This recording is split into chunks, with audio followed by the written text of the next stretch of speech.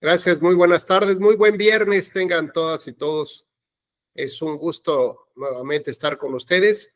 Hoy tenemos nuestra última clase, nuestra última jornada sobre la interrelación con las autoridades electorales y los principales sujetos obligados en los procesos electorales.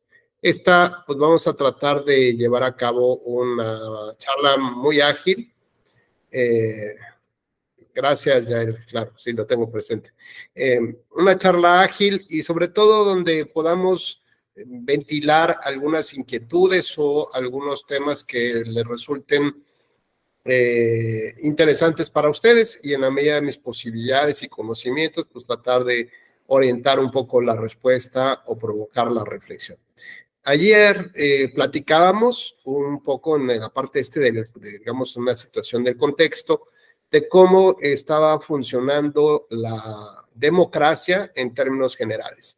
Y más o menos llegamos a unos puertos de aterrizaje, unos puntos de aterrizaje, en el cual alertábamos un poco lo que la propia Corte nos señala en cuanto a la lesión permanente, silenciosa, que está sufriendo la democracia y que la verdad es que nadie se voltea a ver. Planteamos algunos ejemplos y veíamos cómo a veces la visión tradicionalista de los operadores jurídicos o de los propios actores jurídicos nos llevaba a vislumbrar una conceptualización del derecho que hoy en día ya no corresponde ni siquiera a lo dispuesto por el artículo primero constitucional, pero más allá de eso, en realidad, no vemos que haya una respuesta de cambio real, verdadero, en cuanto a los distintos elementos que importan hacia la democracia. Hoy estaba viendo hace un rato la presentación del magistrado Felipe de la Mata sobre el tema de la violencia, de la intervención de la delincuencia organizada en los procesos electorales. Y la verdad es que ante estos eventos no es posible que las autoridades simplemente no quieran ver la problemática que se está presentando y el daño que provocan justamente a los ciudadanos. No podemos seguir, la verdad, con esta visión, decía yo, tradicional de cómo opera el sistema de justicia electoral. Tenemos que vigilar o tenemos que vislumbrar un nuevo puerto de arribo y que forzosamente tienen que ser los derechos humanos. Hace tiempo, estando como presidente en la Sala Regional Monterrey, pues se dio una época muy complicada, muy conflictiva para Nuevo León, a través de digamos, manifestaciones de grupos organizados que querían quedarse, como le llaman, con la plaza, y había una serie de desmanes que se estaban presentando en el día a día en distintos municipios y principalmente en la ciudad de Monterrey. Para no hacer el cuento tan largo, había una aplicación, alguien de la ciudadanía abrió una aplicación que decía Balaceras Monterrey. Si yo les platico esto, que no haya sido de Monterrey, pero que también tenga, digamos, algunas circunstancias por las que haya vivido o pasado, pues se dará cuenta de cuál es el impacto tan solo del título.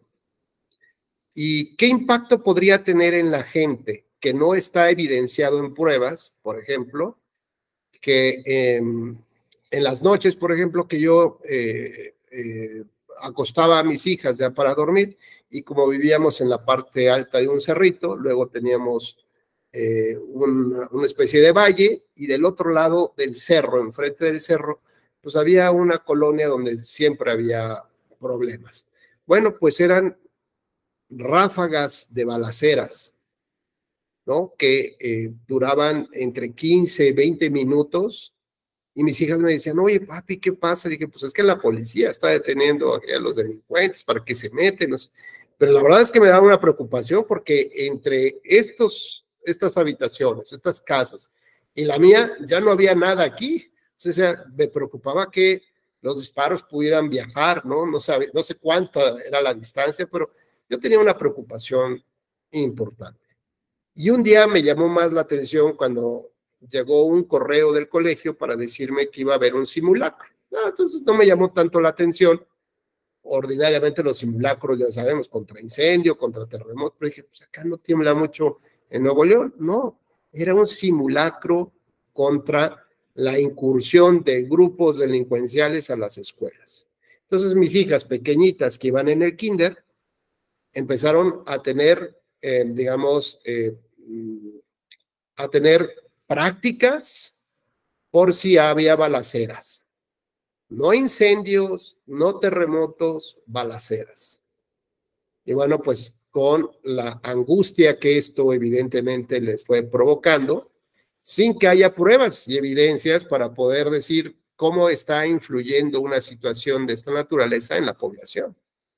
Como una información que suben en el tweet, en el sentido de que pues aquí estoy, ¿no? Aquí armado, y ahí ustedes saben si cambian su voto. Ya saben lo que les conviene, sin decir exactamente hacia quién deberían de votar o no, pero esto cómo impacta realmente en la sociedad. Esto no es un daño profundo a su democracia, por supuesto que sí.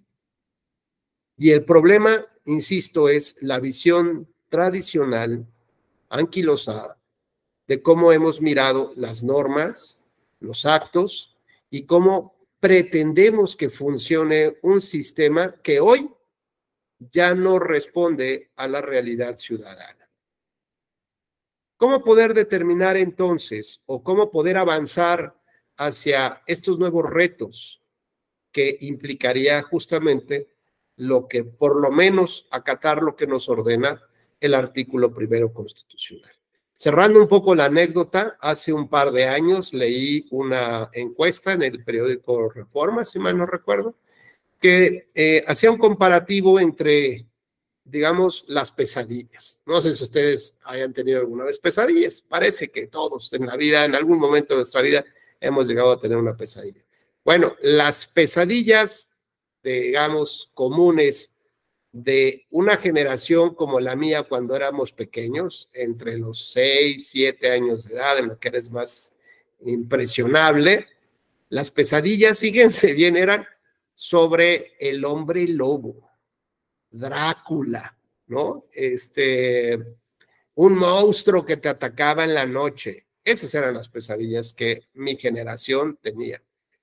Y muchos años después, tal vez unos 30 años después, 35 años después, las pesadillas de los niños, digamos, cuando yo estaba sobre los 40 y tantos años, las pesadillas de esos niños también de 7 años eran sobre que secuestraran a su papá, sobre que mataran a su hermana, que violaran a su hermana.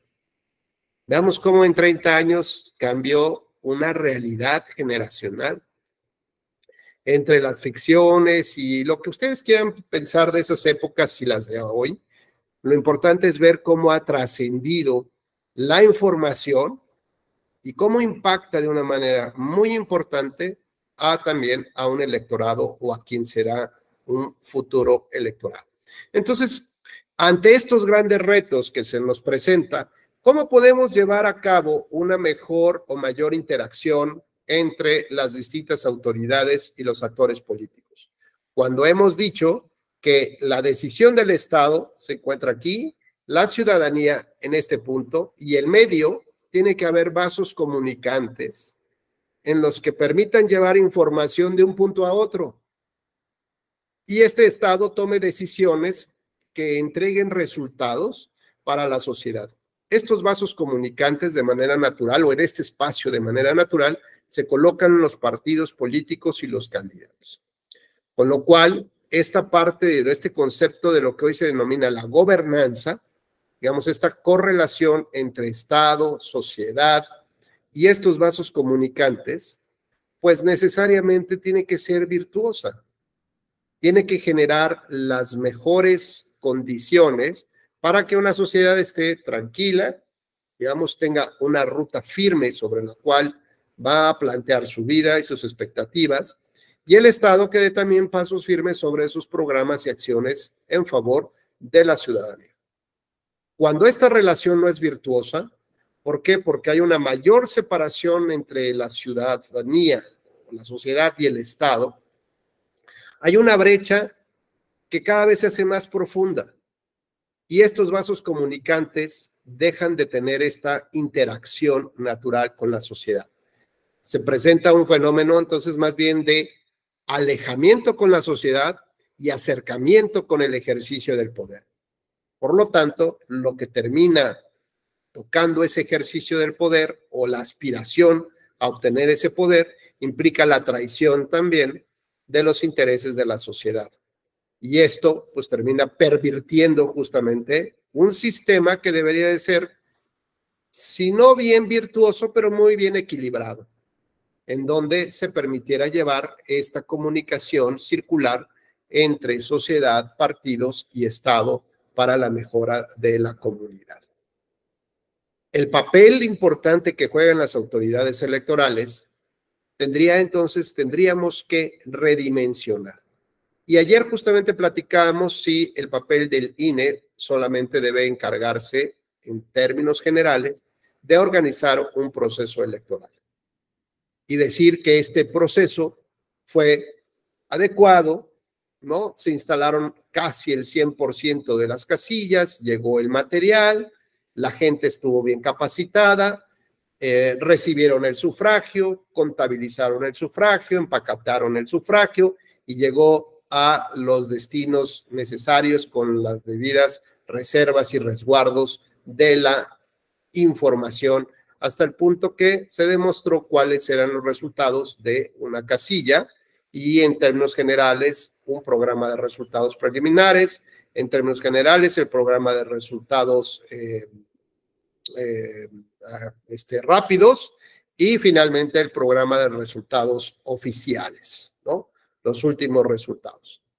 Y la pregunta es, ¿podría funcionar un sistema así cuando hay una influencia indebida del narcotráfico en las elecciones? ¿Quién será el guapo o la guapa que tome los videos, ¿no? Que tome la información necesaria para presentar las evidencias? ¿Será suficiente que en la fiscalía se presenten las quejas y le digamos al INE y al tribunal, mira cuántas quejas se presentaron, cuántas denuncias se presentaron respecto de los hechos? Pues lo lógico que van a decir, bueno, solamente son denuncias. Y el valor probatorio de una denuncia es pues solamente de un dicho, tiene un valor incidental, muy pequeño. No importa el número de denuncias, no. Oye, y lo que dio cuenta la prensa, bueno, pues tiene otro pequeño valor. Pero pareciera que son hechos aislados, que no fue en todo el territorio, ¿no?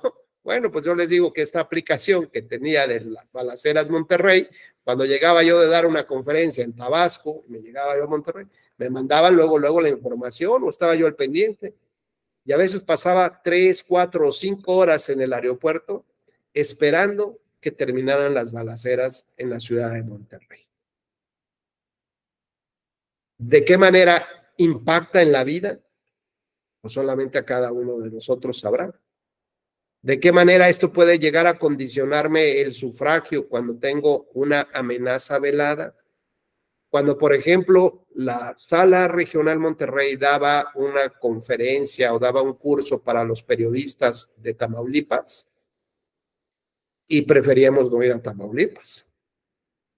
Decíamos, pues mejor que vengan los periodistas a Monterrey. Iban los periodistas a Monterrey y en el curso nos decían, ¿qué tendríamos que hacer, magistrado? Si vamos, por ejemplo, a preguntar algo a la Procuraduría en ese entonces o en Fiscalía, y el titular nos dice, después de darnos una información, nos dice, oiga, y por cierto, tengan mucho cuidado, ya ven lo que le pasó a nuestro compañero, terminó descuartizado y su familia también. Claro que es una censura de nuestra actuación. ¿Y sabe qué hemos hecho? Nos hemos autocensurado. No hay una verdadera libertad de expresión. Hubo una elección donde varios de los candidatos a diputados de un partido político tuvieron que renunciar y ser sustituidos. ¿Por qué? Porque habían secuestrado a sus familiares. Y el proceso electoral terminó declarándose válido, constitucionalmente legítimo. ¿Quién iba a tener las pruebas, no? ¿Y quién iba a presentar las pruebas para decir, mira, de tal naturaleza fueron las irregularidades?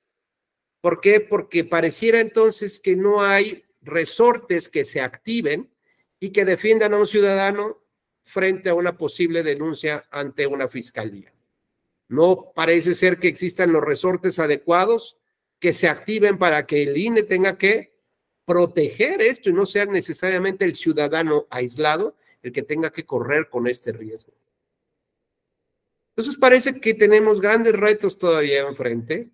Insisto, no solamente se trata de resolver cómo organizar un proceso electoral, no solamente se trata de ver cómo un tribunal resuelve conflictos o controversias, si es que todos no miramos en conjunto hacia los grandes retos que tenemos de frente. Así que abriría yo un pequeño espacio de unos 3, 4 minutos por si algunos de ustedes quisieran participar y manejar, pues, cuáles son estos retos o qué les gustaría. ¿Qué buscan ustedes derivado de un proceso electoral? ¿Qué buscan ustedes en un sistema de partidos? ¿Qué requerirían, qué exigen, qué demandan? Y sobre todo, ¿cuáles creen que deberían ser los resultados a corto, mediano y largo plazo? Así que pues yo ya tengo aquí mi super tacita de café y pues sería una invitación a participar. Leila, Delfino, Luis, Elvia, por favor, pensemos qué es lo que quisiéramos de las autoridades electorales, que creemos que se puede mejorar o que está en déficit. Noel, por favor, adelante. Gusto saludarte nuevamente. Gusto en saludarlo, doctor. Buenas tardes a todos. Híjoles, es que es muy compleja esta situación, doctor. Sí. Yo creo que el Estado mexicano ya tiene las herramientas y ya tiene las instrucciones para actuar. Recordemos las obligaciones que tiene el Estado mexicano frente a la comunidad internacional, concretamente el artículo 1 constitucional, y también las autoridades del Estado mexicano, los deberes que tienen, ¿no? Sin embargo, estos muy pocas ocasiones se cumplen, casi nunca se cumplen, ¿no? Las herramientas ahí están, los instrumentos ahí están. Yo creo que es una cuestión de conciencia, una cuestión de servicio público al país. Es muy complejo, intervienen muchos elementos, yo creo, ¿no? Desafortunadamente, los resultados de las elecciones, pues casi siempre son influenciados por el dinero, ¿no? Por el dinero, ahora ya vemos la violencia también, pero no podemos esperar un resultado bueno mientras el jefe del Estado mexicano es el que se dedique a los ataques, ¿no? A los ataques a los que dice que son sus enemigos, a los ataques a la prensa, a los ataques a los que piensan diferente a él, ¿no? Yo creo que es una cuestión de conciencia y si bien todos en parte tenemos ideologías diferentes, sin embargo, yo siento que las ideologías que cada uno de nosotros tiene no las debemos de externar hacia la vida pública, hacia la vida del país, ¿no? Yo creo que las ideologías son para eso, para guiar una situación interna, una vida interna, un bienestar personal, más no para imponerlo a la demás ciudadanía, ¿no? Porque recordemos que todos pensamos distintos y es respetable, es respetable. Yo siento que es una cuestión de conciencia, doctor, una cuestión de conciencia. Mucho forma parte, mucho influye la educación que traemos, ¿no? La educación que traemos desde nuestra casa o desde nuestro hogar, o del hogar en el que convivimos de niños, ¿no? Si nosotros no imponemos disciplina, si nosotros no imponemos principios morales a nuestros niños, a nuestros hijos, pues allá afuera se los van a imponer los más fuertes, ¿no? Y los que sobre todo buscan no tanto el bienestar, sino el dinero, ¿no? La ambición. Okay. Es cuanto. Gracias, Noel, muy gentil. Adelante, ¿quién más? ¿O está todo perfecto? Bueno, pues nada más Noel y yo somos los únicos que nos quejamos. Elvia Lucero, gusto saludarte, muy buenas tardes. Muy buenas tardes. Bueno, yo voy a recuperar el planteamiento del día de ayer, de la sesión de ayer, sí, donde planteaba en resumidas cuentas que el sistema se reproduce a sí mismo. Comentaba que los partidos políticos no iban a legislar en contra de sus propios intereses y que las reglas o las normas electorales respondían justamente pues a esos intereses. Entonces yo me preguntaba que cuál sería la alternativa en este sentido. Si decimos es que planteaba ayer, bueno, hacer una gran propuesta con los estudiantes de esta escuela judicial, pero esta propuesta ¿hasta dónde va a llegar? Porque los intereses de los partidos serían otros. En esa lógica o en esa línea de ese planteamiento, yo me preguntaba ayer, bueno, entonces, ¿cuáles serían las alternativas? Que han sido discusiones de tiempos pasados, esto, o te reformas o tienes otra vía, ¿no? Y en este caso, si las vías están cerradas, o te reformas, o para qué seguimos invirtiendo en esas instituciones, o desaparece, ¿no? Pero ya en este nuevo replanteamiento que nos está haciendo,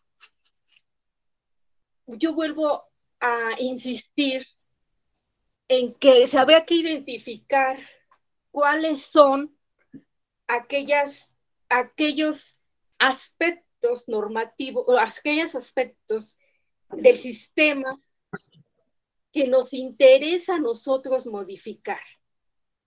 Por ejemplo, si en este momento la ciudadanía mexicana no cree en sus instituciones electorales, habría que incidir en ese tema.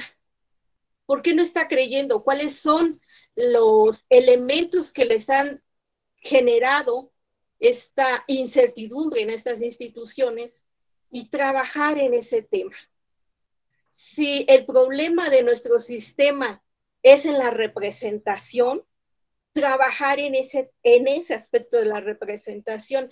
Quiero decir que nosotros sí tenemos que identificar toda esta área en las que podemos nosotros normativamente generar un fortalecimiento democrático o incidir en la forma en la que se elige justamente o se perpetúa el poder, ¿no? Entonces, primero considero que habría que identificar estos diferentes tópicos, estos diferentes problemas de un sistema en específico, de un sistema en un contexto particular, con condiciones particulares. Y de ahí justamente arrancar hacia esos cambios. Pero a partir de una situación que le dé confianza, certidumbre a una ciudadanía. Que nosotros venimos arrastrando la incertidumbre, la desconfianza. Entonces, si nosotros estamos haciendo constantes cambios, como a lo mejor tenemos esa visión que se ha hecho en el país, es que no se cree en la aplicación de estas normas. Y nos lleva a replantear justamente lo que decían los compañeros ayer, cada uno en sus propias experiencias particulares en las que decían, bueno, es que si hay diferentes recursos de inconformidad, no logran tener incidencia porque los plazos o los tiempos o los procedimientos no nos llevan a ciertos resultados. Exacto. Entonces, para mí, el resultado, en resumidas cuentas, es identificar justamente esos elementos que nos van a ayudar a fortalecer el sistema democrático y las instituciones. Y dos, generar este revolcón en las instituciones en el sentido de aportar, porque ¿quiénes más que las instituciones electorales tienen el diagnóstico preciso en el que dice esto está fallando? esto está fallando, esto no está dando resultados.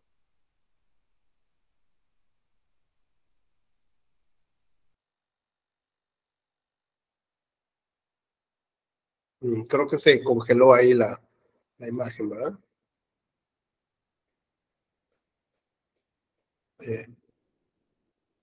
Bueno, esperamos que Elvia Ver pueda volverse a reconectar. Mientras tanto, José Alfredo, por favor, adelante.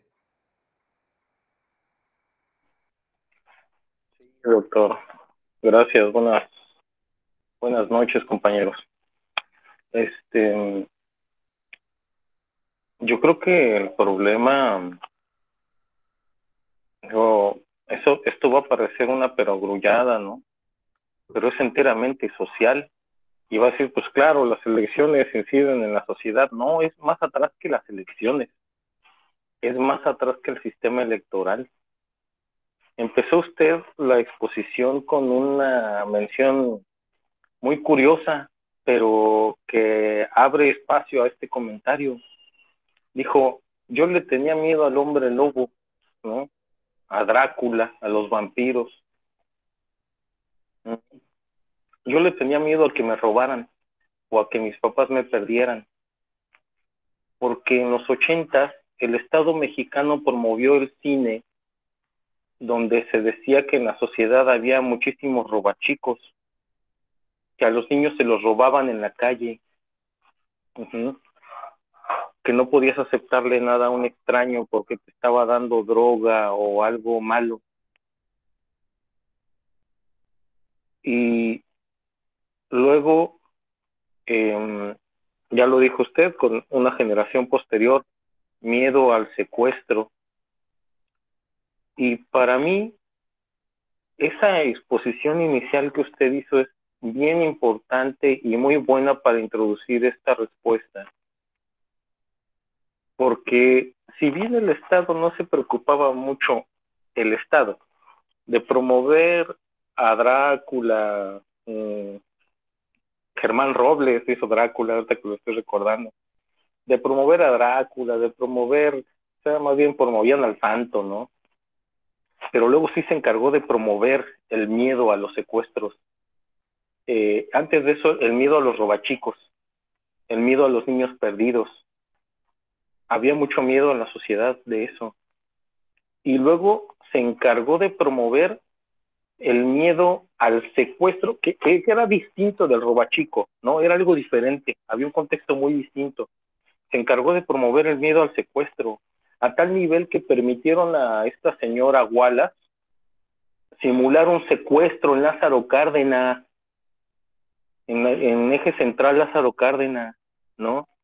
Simular un secuestro y salir al otro día a medios a decir, fue un ejercicio para ver cómo reacciona la sociedad. Oye, qué tontería del tamaño del mundo. Insisto, para mí, ¿qué es eso? Pues se la pasaron promoviendo el miedo. Una sociedad con miedo, pues va a ir más, entre comillas, a la segura que al riesgo. ¿Y qué es la segura? Pues mira, este partido siempre ha estado y como quiera, pues aquí estamos, ¿no? Y entonces eso es ir más a la segura. Mucha gente, analistas políticos manifiestan que Cedillo ganó por el miedo que había de lo que pudiera pasar si ganaba alguien más después de Carlos Salinas, ¿no? La sociedad ha sido influenciada, el Estado ha influenciado a la sociedad con el miedo. Sin embargo, yo tengo la esperanza de que ya se les está acabando, porque trataron de hacerlo con esta elección, sin manifestarme a favor o en contra del actual régimen. Lo cierto es que trataron de espantar a la sociedad otra vez. Vamos a hacer Venezuela, te van a expropiar, se va a reelegir, ¿no? Y hoy está de presidente este señor y se va a ir en 2024, ¿no? Sin ningún problema. El miedo, el Estado nos empujó a tener miedo Parece ser que ya estamos superando ese rubro, pero el problema, insisto, no es la elección. Lo acaba usted de decir también. Hoy yo estaba en Monterrey y oía los balazos, hoy la gente está aterrada, ¿no? Es miedo, promover el miedo, y todo eso es a través del Estado, pienso yo. Entonces pienso que nuestro problema es social y no tiene origen propiamente en nosotros como sociedad, sino en el Estado, que ha sabido muy bien cómo manipular a esa sociedad, no cómo convencerla, no cómo venderle ideas, no, cómo manipularla a través del miedo. Gracias. Qué interesante, está padrísimo ese tema para que lo puedas escribir, el miedo y la democracia. Muy bien, José Alfredo, muchas gracias. ¿Alguien más que quisiera comentar algo? Luis, por favor, si es tan gentil. Muchas gracias, doctor Rubén. Buenas noches ya, compañeros. Saludos de la Ciudad de México. Yo voy a hablar desde la experiencia. Tuve la oportunidad de elaborar en la Subdirección de Asuntos Penales del INE en el periodo 2011-2013. Y pues vi las cosas desde adentro, se ven, ¿no?, diferente. Y realmente yo esperaba otra cosa cuando me invitaron a formar parte de la subdirección, dado de tenía yo contacto con muchos compañeros de FEPADE en aquel entonces, antes de la llegada de Santiago Nieto y una época de Santiago Nieto. Y pues yo en broma, entre broma y en serio, les decía a mis compañeros, pues aquí solamente somos espantaviejitos, porque el 80-85% de nuestros trámites, junto con la FEPAD en coordinación, era de alteración de documentos, personas de la tercera edad, que duplicaban sus nombres, se cambiaban el nombre, sacaban 2 o 3 identificaciones, y pues realmente no había mucha relevancia, ¿no?, en el trabajo en la Subdirección de Asuntos Penales. Pero tuve la oportunidad de contactarme en aquel entonces con vocalías distritales, juntas distritales y muchos consejeros, y pues realmente ya desde aquel entonces estoy de acuerdo con José Alfredo, con Noel, María, que intervinieron antes que yo, de que es un conjunto de muchas cosas, pero todo nos va a llevar a una sola, la social. Si no atendemos bien ese aspecto social, frases tan trilladas, ¿no? Cada pueblo tiene el gobierno que se merece, la democracia es peligrosa cuando el pueblo es ignorante, etcétera, ¿no? Entonces, realmente todo está en nosotros. Si no nos preparamos, si no vamos o vemos más allá de lo que hay en las solas noticias, porque las noticias nos llegan lo que nos quieren dar, realmente. En las noticias, los medios de comunicación son un medio de control social, en donde vamos a ver lo que ellos quieren que veamos, en donde la información está sesgada y donde si nosotros tenemos nuestro teléfono celular y decimos, tenemos el mundo de información en nuestras manos, pero pues es tanta que si no sabemos manejar, si no la sabemos interpretar, si no sabemos distinguir entre las fake news y la realidad, pues ahí están las consecuencias, ¿no? El 50% el domingo pasado de la sociedad en el Estado de México solamente no salió a votar, simple y sencillamente no salió a votar por los comentarios que han hecho. ¿Para qué voy a votar si ya sé quién va a ganar? Y estas frases ya las conocía yo desde los 80s. ¿Por qué voy a votar si de todas formas va a ganar el PRI, va a ganar el de siempre? Se siguen escuchando.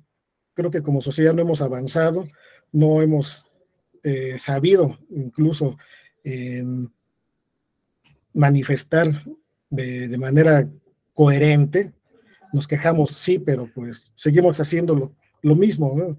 Caemos siempre en una vorágine de desinformación, de ignorancia, y pues escuché yo también al magistrado de la Mata hablando sobre la incidencia de la delincuencia organizada en los procesos electorales, y pues ahí tenemos poblaciones enteras manejadas por los cárteles. Entonces, decía Calderón, dice, yo declaré la guerra porque de no haberlo hecho estaríamos peor.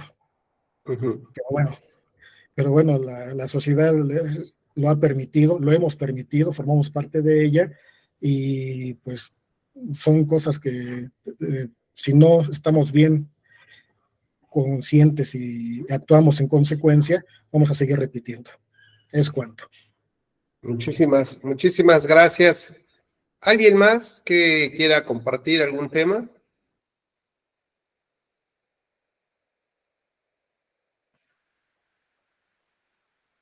Bueno, pues yo les diría que ¿dónde veo las grandes oportunidades, ¿no? Los grandes retos y cuáles serían, he insistido mucho en cuáles serían los recursos o las medicinas necesarias.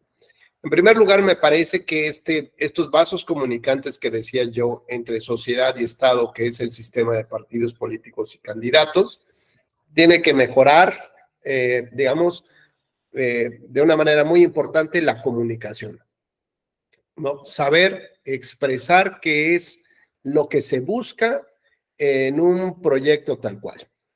Me parece, por ejemplo, que hay una gran desarticulación de la oposición en este momento, ¿no?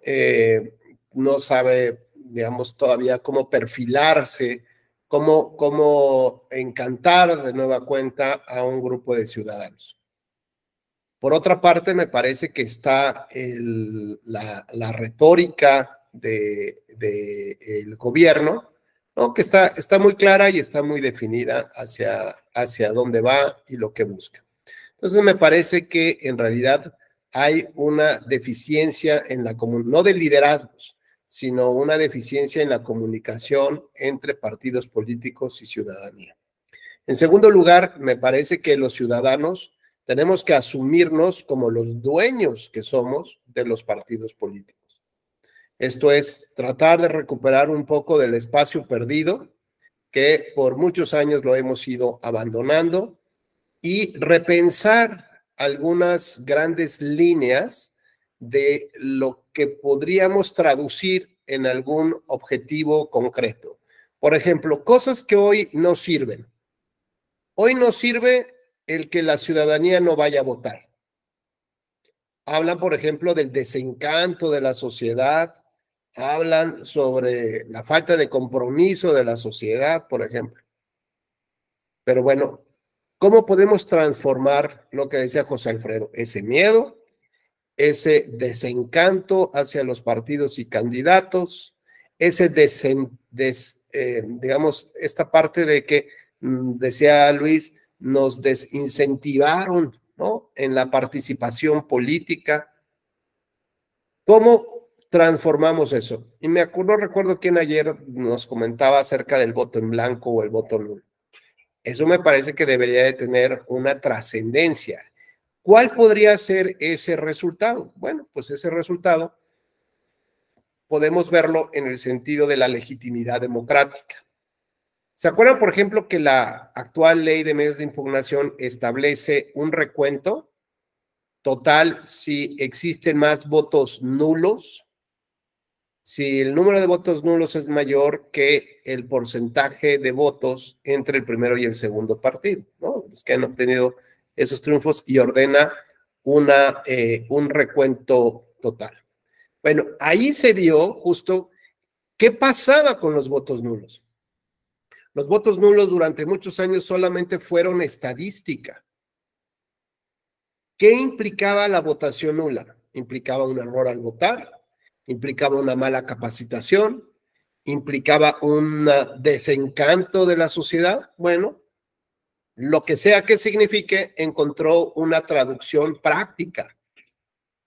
Pues ahora yo creo que debemos de buscar cuál sería este símil de si la población no vota en más del 50%, tendría que activarse un mecanismo porque esto implica que la mayoría de la población no está de acuerdo con estas elecciones, por las razones que sean.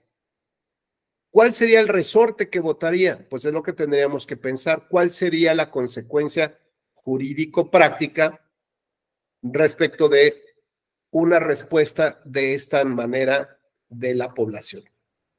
Ante ello, evidentemente, el Instituto Nacional Electoral pone mucha atención para que ya no haya votos nulos o se reduzca el tema del voto nulo, o haya una mayor capacitación. Digamos, cada quien asume su parte, su compromiso. Los partidos salen a medios y dicen, fíjate bien cómo vas a votar, no vayas a equivocarte, ¿no?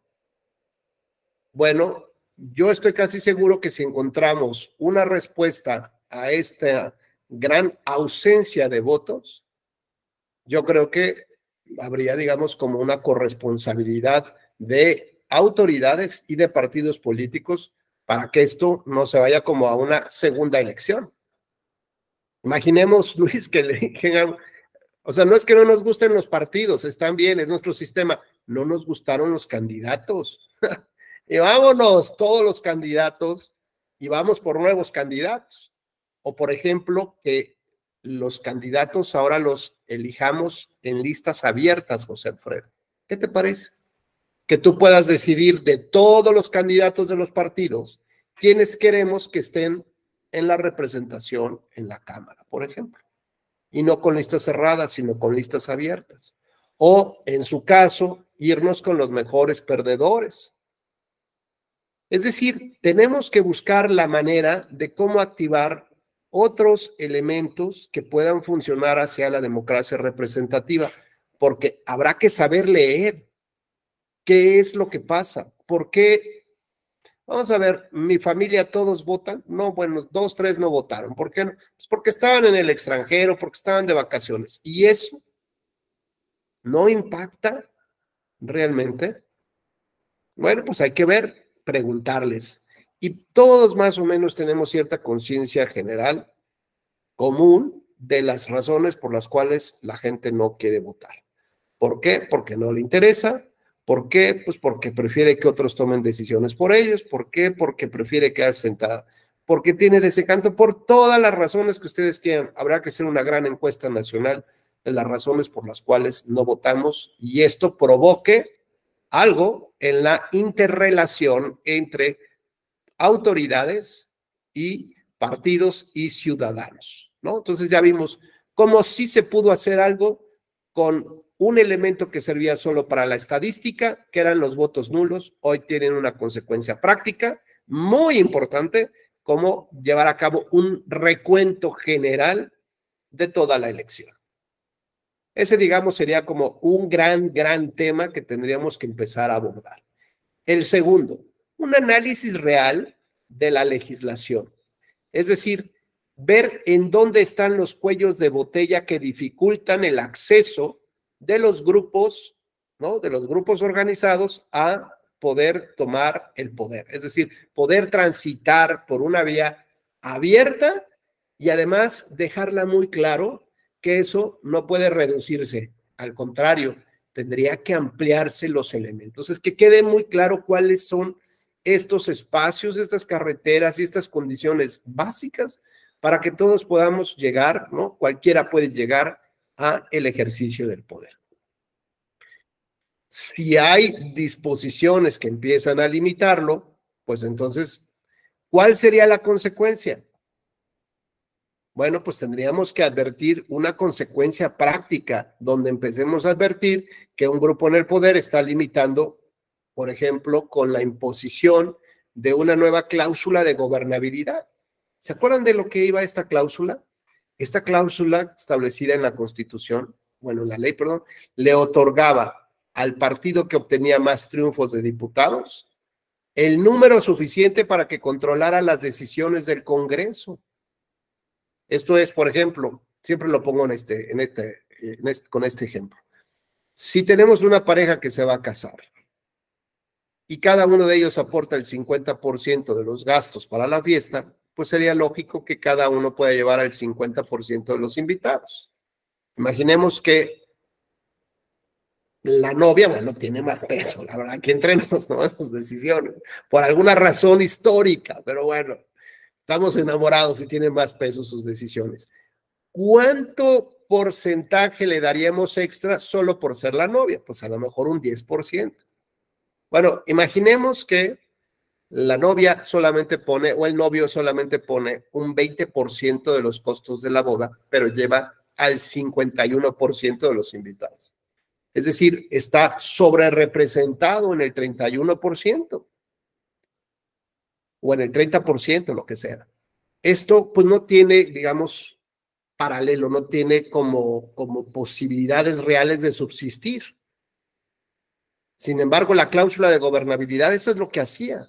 Al partido que obtenía más triunfos en las elecciones, le retaba, le entregaba más y más y más diputados hasta el número suficiente para controlar las decisiones del Congreso.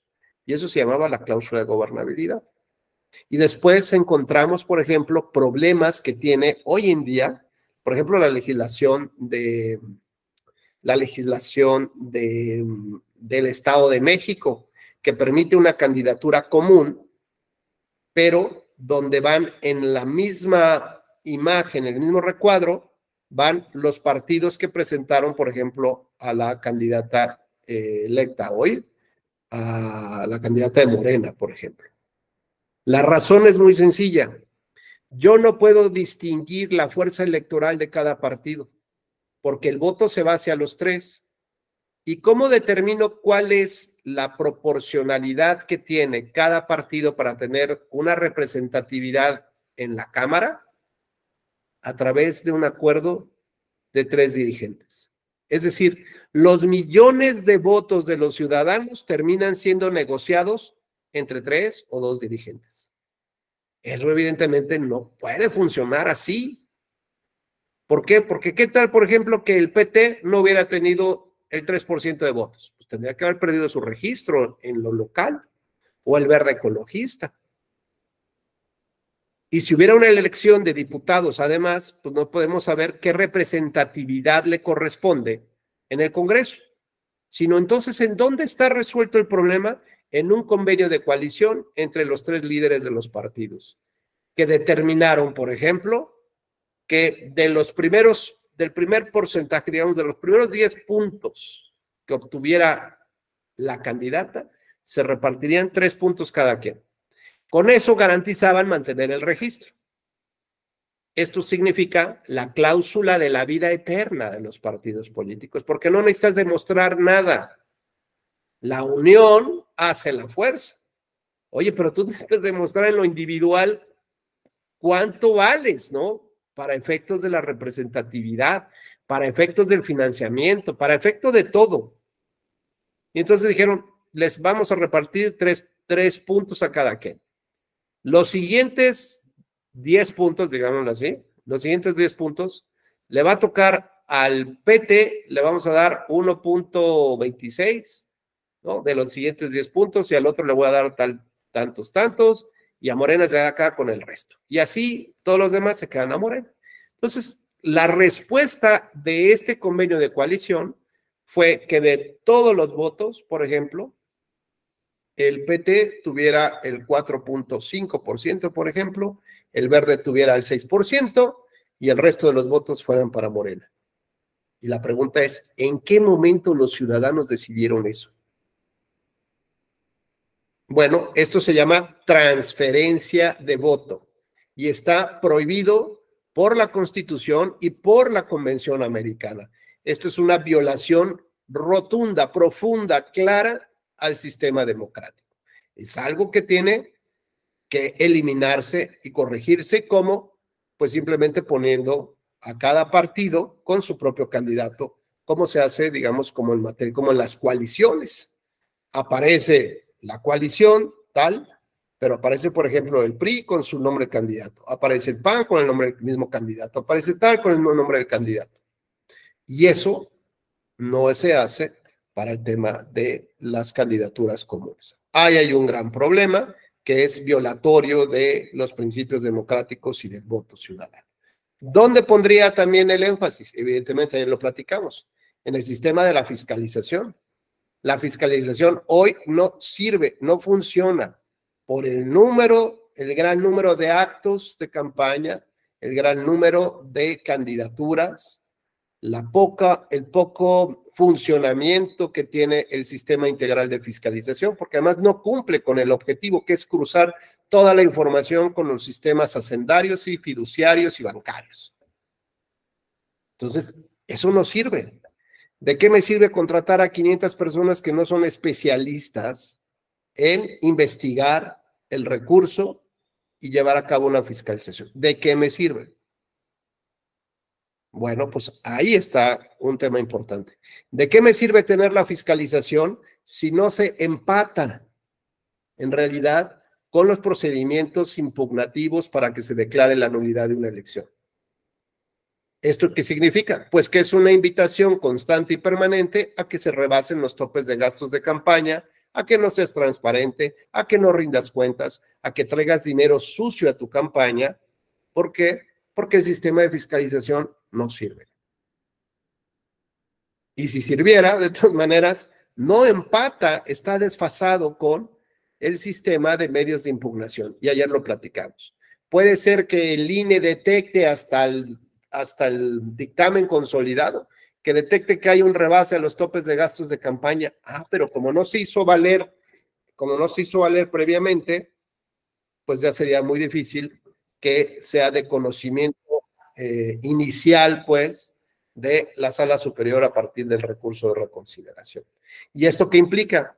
Que los tribunales tienen que ir conociendo sobre una posibilidad, y eso no puede ser.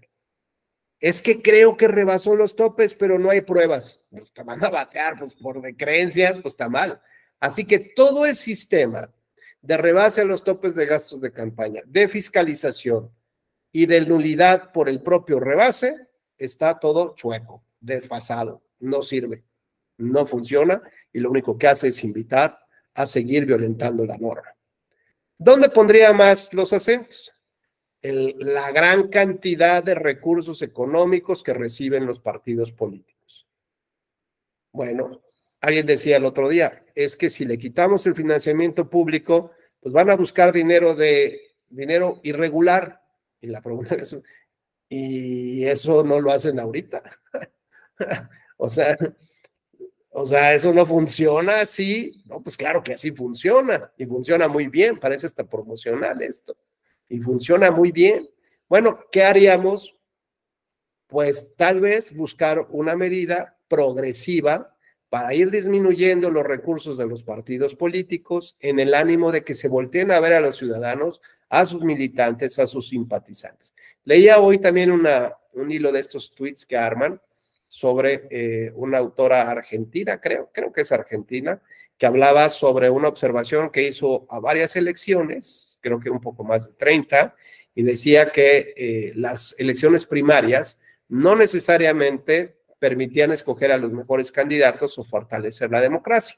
Básicamente esto era, ¿no? Y encontraba también cuáles eran la problemática que presentaban, ¿no? Entonces decía, pudiera ser que ¿cómo se llama? Que los partidos políticos limitaran la participación o desincentivaran justamente hacia quiénes tendrían que ser los candidatos. Yo creo que podría funcionar porque lo que hoy tenemos es mayor apego de los candidatos a los líderes de los partidos que volteen a ver hacia una ciudadanía, ¿no? Entonces creo que ahí también tendríamos que trabajar en la parte de los dineros y cómo hacer que el partido regrese a la calle, ¿no? Es decir, a buscar, a tocar, a convencer. ¿No? Decían el otro día en alguna mesa redonda, decían que el problema de muchos partidos es que se quedaron sentados en el escritorio.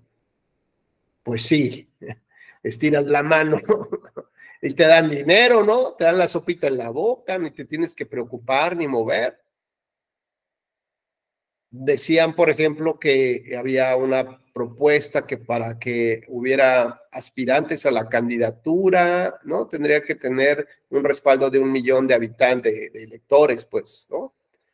Cuando ni siquiera los partidos políticos tienen en el padrón de sus militantes ese número, cuando buen número es ficticio, cuando en realidad han tenido campañas nada más para como sumar, y en realidad lo único que han tomado son los datos de las personas, y por eso es que el INE hoy les impone una multa de 65,000 pesos aproximadamente por cada registro indebido.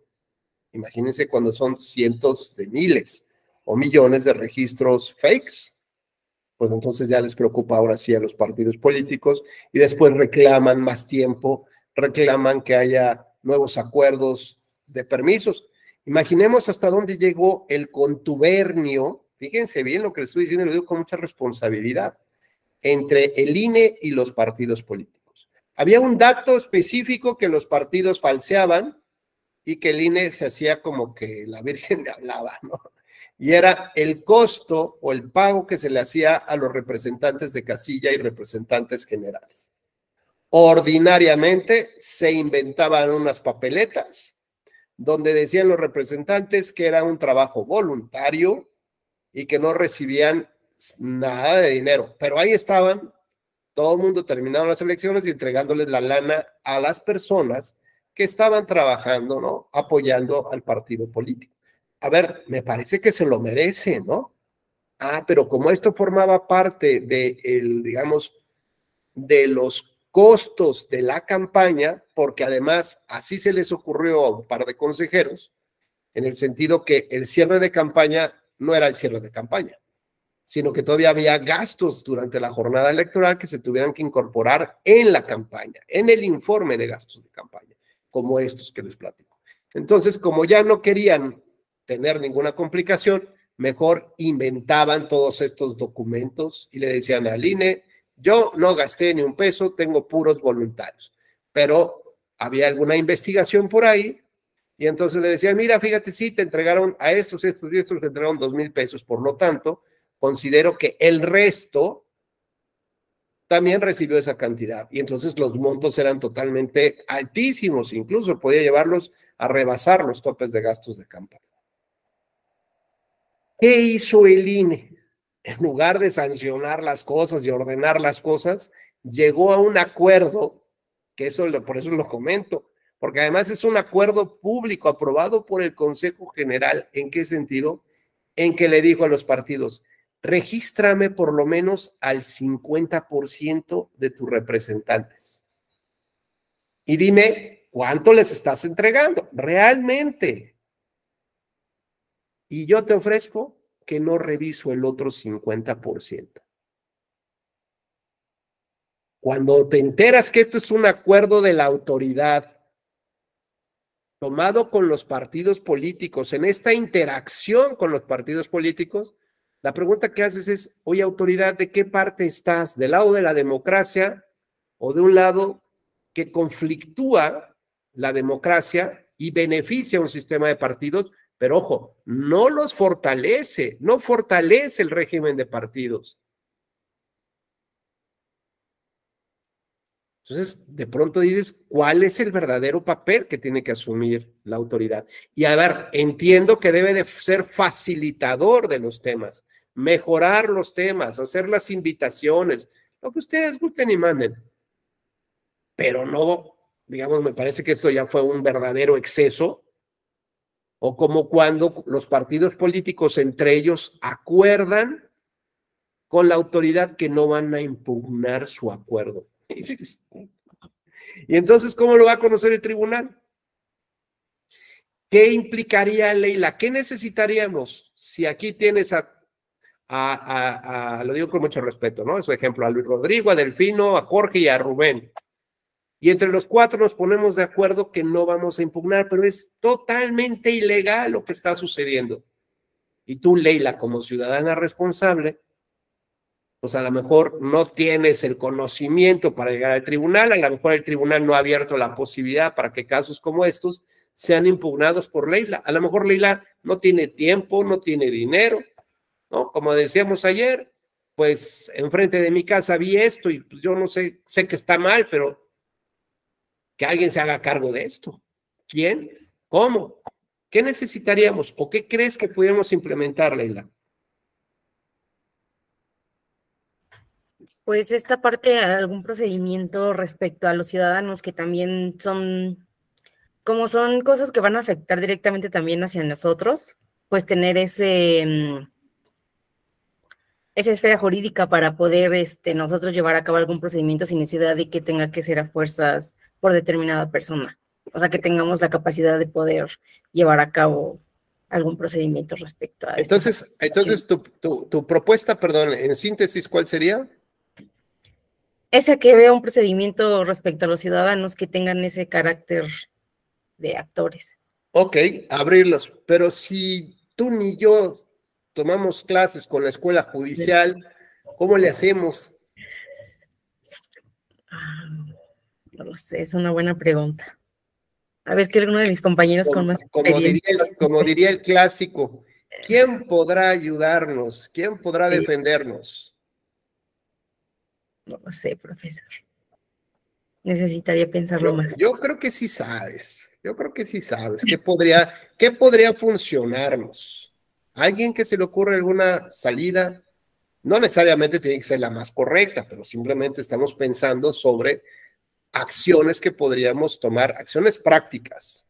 Noel nos dice que podría funcionar en el procedimiento especial sancionador. Yo pensaría, bueno, si no hay nadie más que proponga algo, Valentín, buenas noches. Soy más, yo como de que soy más de redes y toda esta parte, pues lo que hacen, a lo mejor no llevarlo a una onda jurisdiccional, sino saben como de que quemas en las redes, de que, ay, estoy viendo tal cosa y lo grabo y oigan, me acabo de percatar de tal situación y pues esperar a que ponerlo público para que se haga viral a lo mejor, no viéndolo desde esta perspectiva tan... Ok, me parece bien, me parece muy bien. Que podríamos armar algo a partir de esa denuncia ciudadana, Leila, ¿sabes? Adelante, Valentín, por favor, buenas noches. Buenas noches, sí, gracias. Yo considero que el Tribunal Electoral se le deberían de dotar de una cierta atribución que permita pasar los acuerdos del Consejo General por el tamiz.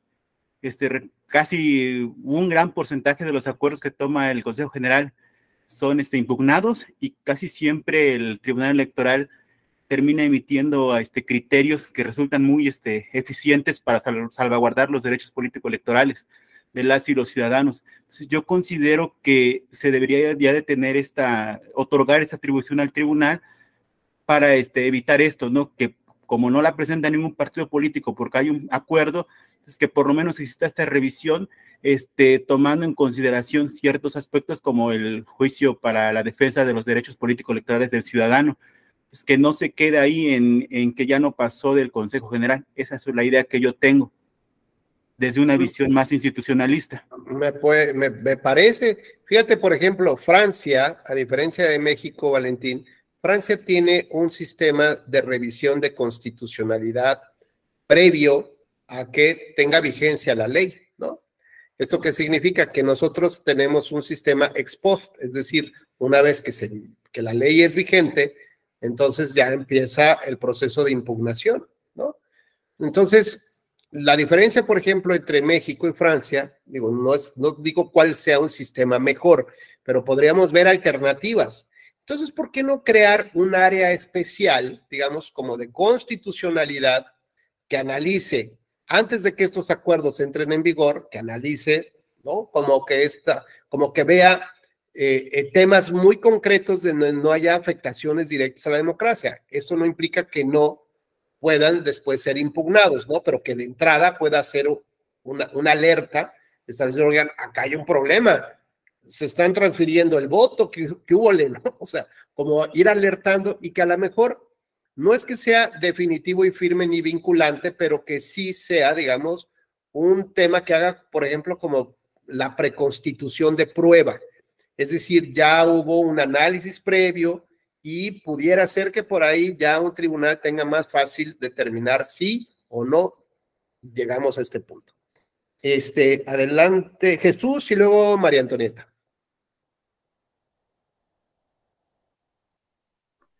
Buenas tardes, doctor. Muchas gracias. Coincido plenamente con lo que comentaba del área. Compartirles trabajo en el Poder Legislativo del Estado de Sinaloa Sí. Alguna vez estaba haciendo el diplomado de la Suprema Corte y los Derechos Humanos y se hablaba de los test de proporcionalidad y todos estos instrumentos que existen para verificar si la norma discrimina o no. Entonces decía, bueno, ¿por qué de pronto no es incorporado como un criterio para que la norma sea válidamente revisada y conocida por el Pleno? Pues que pase una suerte de revisión de constitucionalidad y convencionalidad antes de que tenga que hacerlo la autoridad judicial. Creo que la fórmula que comentaba ahorita de alguna manera funciona en el mismo sentido en la idea de tener una instancia dentro de la autoridad administrativa electoral que revise la constitucionalidad y convencionalidad de los actos con defendida la legalidad. Siento que, como decía el compañero, pues de alguna manera sí disminuye un poco la carga, cuando menos en cuestiones, según el artículo primero y según entiendo, pues es oficioso para todas las autoridades de alguna manera atender el tema de no discriminar, respetar los derechos humanos. Entonces creo que existen desde los derechos como bienes jurídicos tutelados, a partir de sus diferentes manifestaciones, poder establecer los mecanismos para tutelarlos antes incluso de que sean violados. Recuerdo en la elección 2015, uno de los primeros diputados independientes fue el ciudadano Cloutier.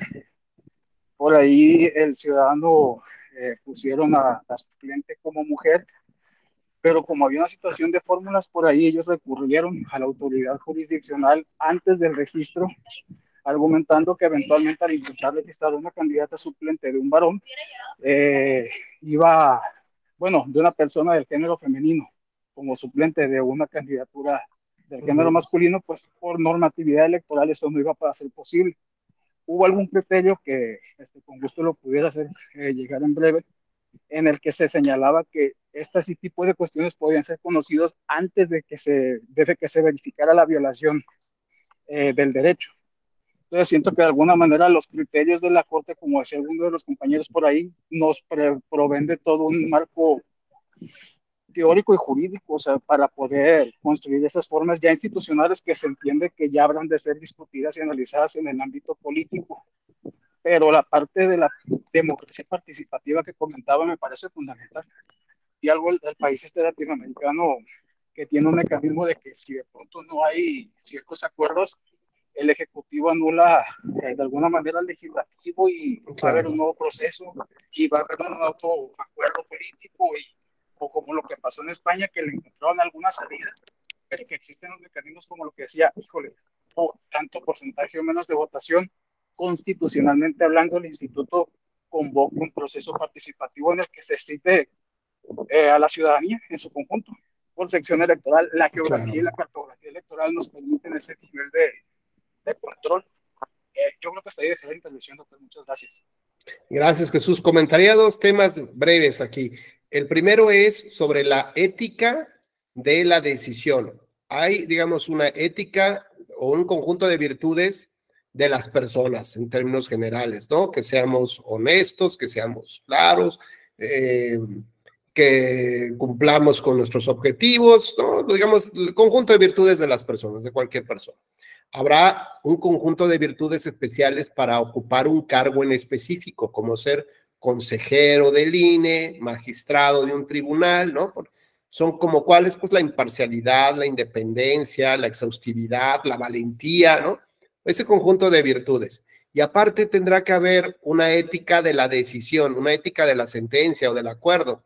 Y esto que implicaría un poco lo que dices, que forzosamente todas las decisiones pasen por una especie de formato, por lo menos, donde me digas primero cuál es el derecho humano que se está violando, los derechos humanos que se encuentran vinculados con esto, si hay una lesión o no, tienes que hacer, como estás regulando un derecho humano, relativizando, entonces tienes que determinar si hay un conjunto de buenas razones, es decir, el test de razonabilidad, y lo que agregabas, el test de proporcionalidad, para saber si las medidas que estás emitiendo no afectan de una manera trascendente los derechos de otras personas y que realmente estás logrando el objetivo que buscas. Por ejemplo, en esas donde el INE le permite que solamente le avise le informe sobre el 50% de los gastos que realiza para sus representantes de casilla y el otro ya no. Bueno, ¿cuál es el beneficio real que tiene la democracia? que no habría otro conjunto de medidas o acciones para lograr ese objetivo, que es tu obligación. Y además, si me mientes, pues te voy a pasar por el arco, o sea, te voy a pasar a paredón, ¿no? Ese sería el primer tema. Y me parece que el segundo tiene que ver con digamos, con esta parte de que tenemos que buscar los elementos virtuosos del procedimiento, ¿no?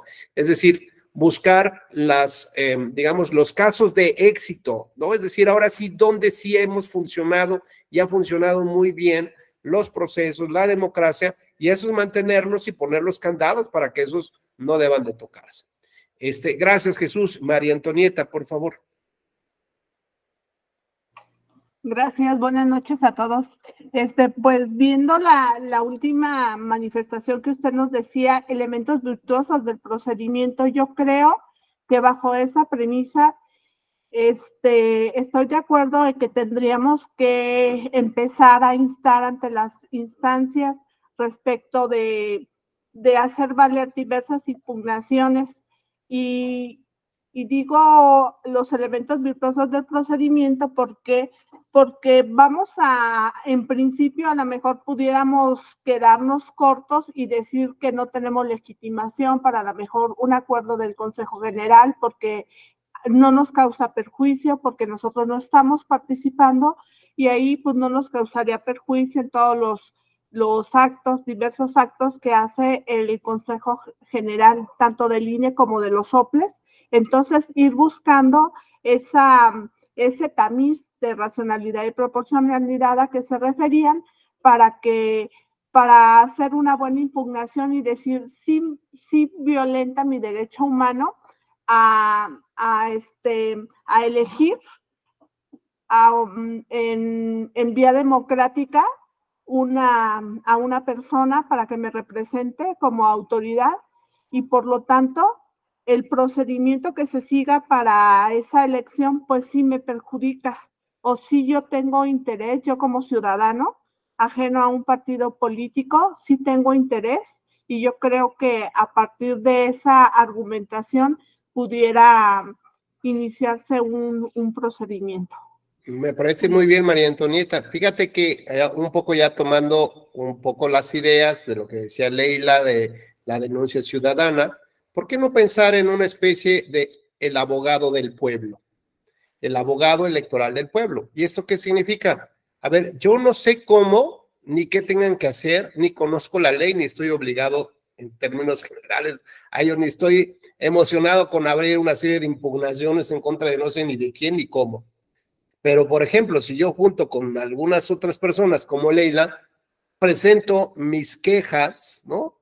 Mis denuncias ante este abogado electoral del pueblo, y él tendrá la obligación de retomar todos estos elementos y presentar en nuestra representación los medios de impugnación.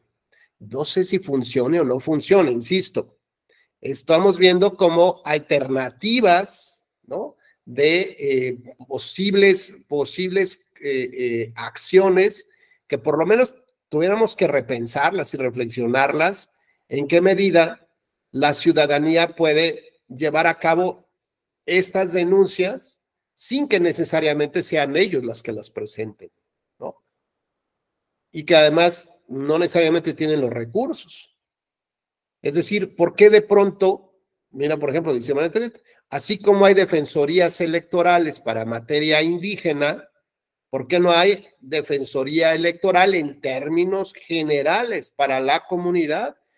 Y además con unas claras aplicaciones digitales, ¿no?, donde tú puedes subir tu queja, tal, en ese momento, y ellos tendrán que ver cómo resuelven. Mira, dice Rodrigo, una especie de ombudsperson electoral, me gusta la idea, me gusta. O, por ejemplo, pensamos que esto solamente sirve para denunciar los actos de los actores políticos, y estamos poniendo algunos acentos también en la actuación de la autoridad electoral y de los tribunales electorales. Fíjense que algo que yo creo que funcionó bueno, tal vez siga funcionando, no estoy muy enterado, pero cuando era yo visitador general de las salas regionales del Tribunal Electoral. Una de digamos, de los lineamientos que me dieron de las magistraturas de sala superior, no solamente se trataba de revisar la actuación judicial desde el punto de vista administrativo. Por ejemplo, ¿qué tal si la Secretaría General acomodaba los asuntos para que le tocaran ciertos casos a ciertos magistrados? Bueno, pues ahí estamos hablando de una irregularidad, ¿no? Por ejemplo. ¿O qué tal, por ejemplo, que hay quejas del año 2018 y 2021 que apenas va a resolver el Consejo General del INE? O sea, del 2018 y del 2021 y apenas las va a resolver. Bueno, pues habla como de ciertas irregularidades, ¿no? O cómo saber, por ejemplo, si un magistrado electoral un martes de frutas y verduras también hable de venta de sentencias. A ver, ¿cómo eso pasa? Sí, sí pasa. ¿Y a quién le dan vista? Primero que se presente la denuncia. Y en todo caso le darán vista a quién, al órgano interno del control del Estado o del tribunal. ¿Y saben qué hace? Nada. ¿Por qué? Pues porque todo pertenece, digamos, a la misma política, al mismo grupo, al mismo gobierno. No fue necesario, por ejemplo, sacar los nombramientos de los magistrados electorales locales de las manos de los congresos locales. Bueno, ¿y ahora quién lo hace? El Senado de la República. No fue necesario sacar los nombramientos de los soples de los diputados locales, y quien lo hace, el Consejo General.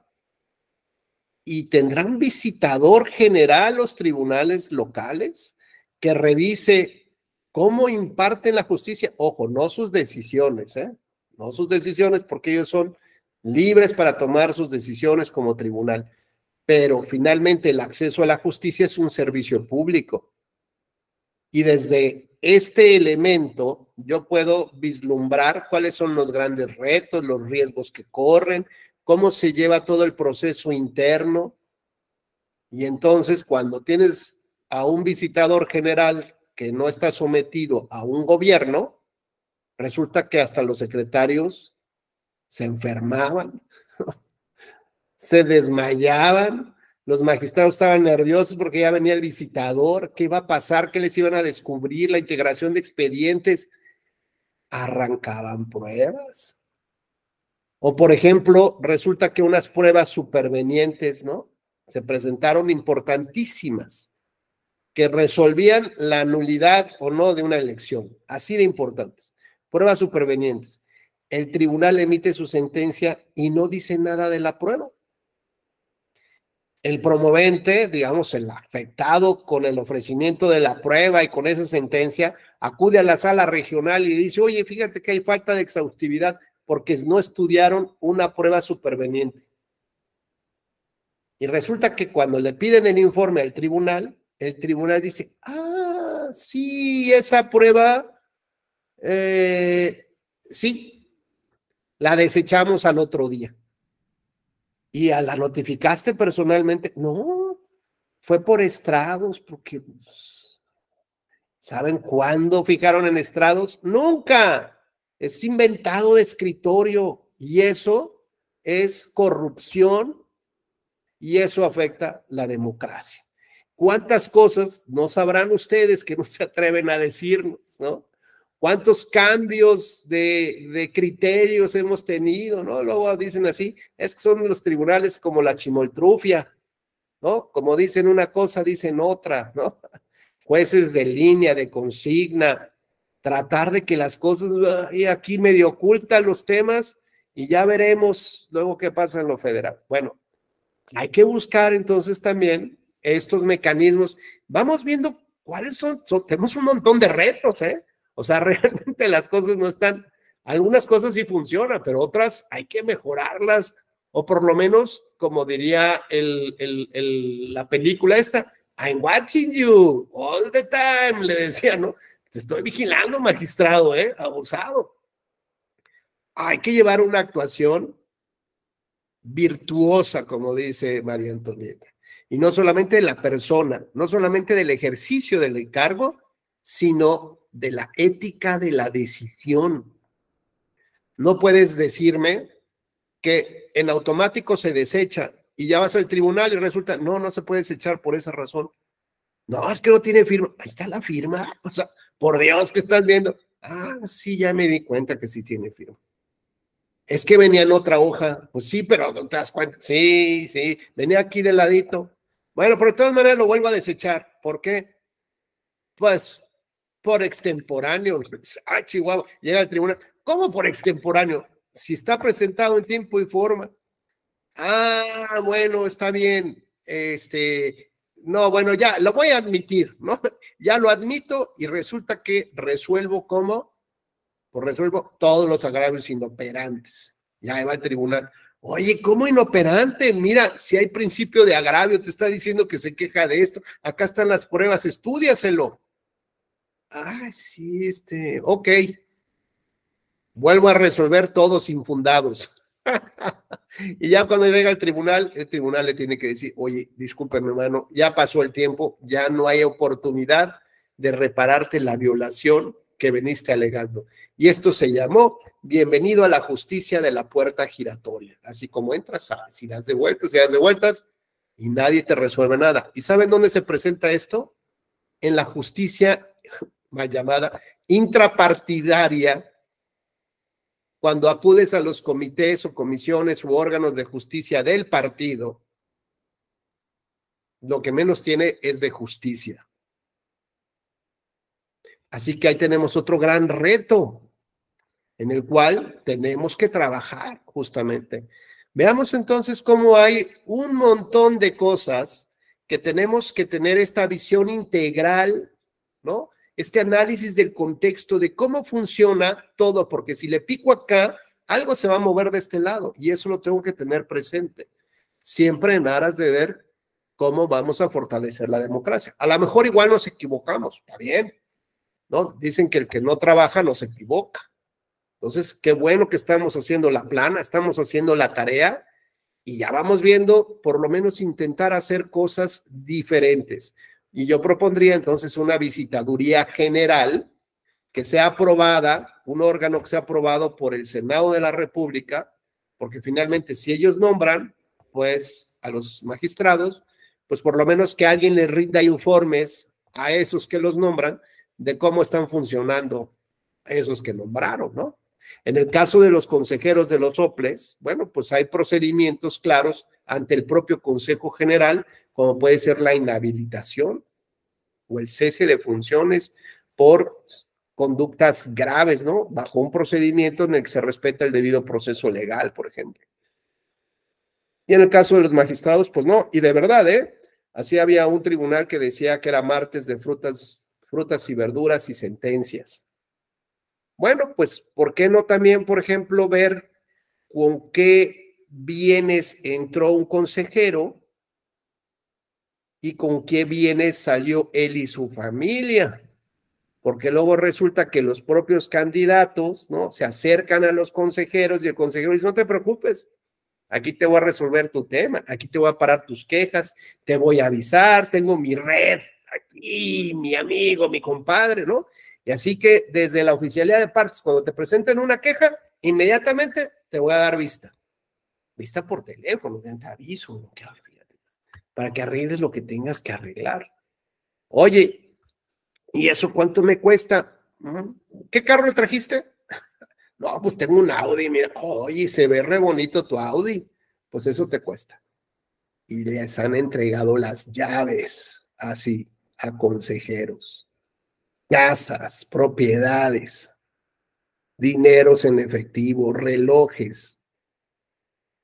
De lo que se entera uno, De lo que se entera uno.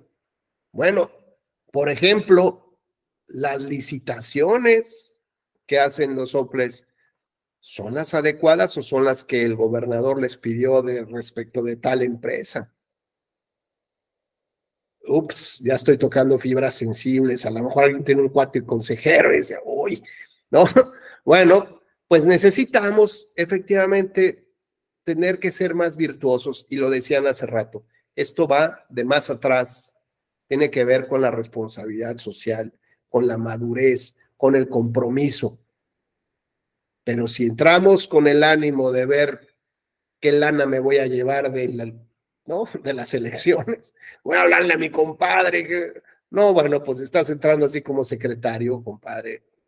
O sea, todo está mal, ¿no? Todo lo que va a pasar está completamente mal.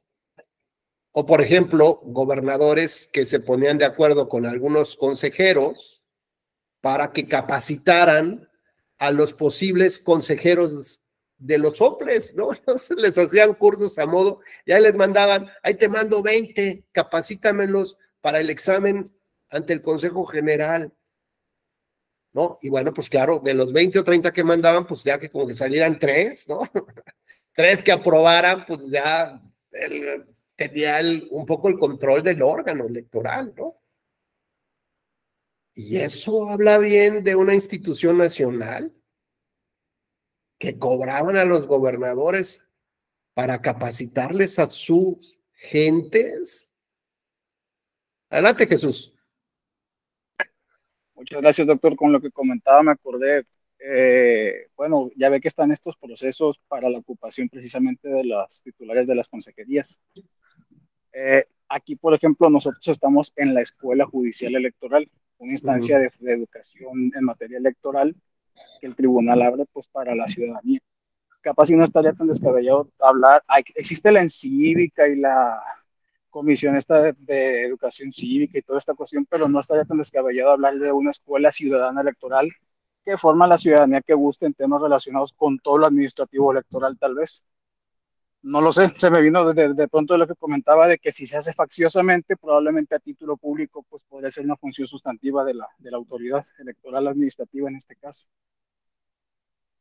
Pues fíjate, por lo menos a mí me llamaba mucho la atención a quienes se capacitaba el tribunal, ¿no? Y entonces el tribunal tenía una jurisprudencia y sobre su jurisprudencia capacitaba a los magistrados y consejeros de los soples, ¿no? Y la pregunta es, está bien que capaciten eso, pero a mí me parece que tiene que haber un órgano crítico de las sentencias de los tribunales, ¿no?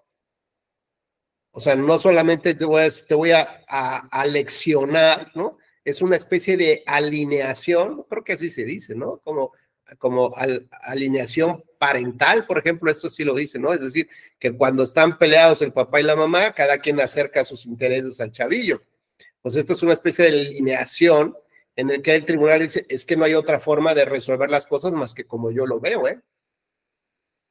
Entonces sí se requiere que la academia, por ejemplo, tenga una escuela, digo, no porque no funcionemos, como ustedes verán, digo, yo espero que no me vayan a correr con todas las cosas que digo, ¿no? Pero por supuesto que así como yo, hay muchos otros profesores que son críticos también del sistema, ¿no? Y que debemos, y también por supuesto, el propio tribunal se ha abierto espacio a la crítica. Esta es parte de la, digamos, de un tribunal abierto, en la medida que podemos escuchar, y lo hacemos con seriedad, la crítica fuerte, pero objetiva, seria, ¿no? Profesional, o simplemente también ciudadana, pero que sea responsable y respetuosa de por qué las cosas no están funcionando como tal. Pero me parecería también que por parte de la academia debería de existir digamos, esta institución donde ponga a prueba las decisiones del tribunal. Entonces haya una mayor retroalimentación, porque finalmente el tribunal lo que busca, pues también conforme a lo que tiene, digamos, además no es lo mismo criticar lo que ya está hecho que construye la decisión, ¿no? O sea, eso está bastante complicado y con toda la presión encima, mientras que el académico, no, es como el filósofo que está feliz de la vida, ¿no? Lleva 2 años analizando una sentencia, bueno, para esa sentencia tuvo que salir en 3 días o en 10 días, ¿no? O sea, ¿cómo construyes? Ahí sí está el verdadero tema. Pero sí, lo importante es esto, como dice Jesús, que haya este tipo de retroalimentación, ¿no? Y que además se pueda criticar, y hay grandes observatorios nacionales, ¿no? Bueno, pues también que la ciudadanía poco a poco se meta cada vez más en este tema. Creo que alguien más iba a participar. José Alfredo, sí, justo. Gracias, maestro. Creo que también en este aspecto, otra vez, lección de historia, ¿no? O análisis histórico. Y ahora sí, bien atrás, ¿no? No a los 80s, ni a los 70s, ni a los 60s, ¿no? Vámonos 2000 años atrás, y no con Cristo, incluso más allá. Dice, estamos señalando ahorita, acaba usted de mencionar, bueno, hoy yo estoy aquí hablando de muchos temas que son críticos y fuertemente contestatarios de la realidad del tribunal, ¿no? Y yéndome hasta la antigua Grecia, me acuerdo del estoicismo y del cinismo, ¿no? Como posiciones encontradas, los cínicos y los estoicos. Y tengo cierto temor al escuchar una entrevista de una persona que quiere ser candidata a la República, donde le preguntan, oye, ¿cuántas veces has venido a tu estado? Y además con un acento inventado, porque ella habla como chilanga desde hace mucho tiempo. Dice, yo tengo que venir a mi estado, yo lo he puesto hasta arriba, así arribototota. Conmigo, el estado tiene una candidata a la presidencia de la República, imagínate, ¿no? Para mí eso es cinismo, ¿no? Le están preguntando directamente sobre su trabajo. Oye, ¿en qué has trabajado? ¿Qué has hecho en tu labor política? ¿No? Y de forma cínica contesta. ¿Por qué el cinismo?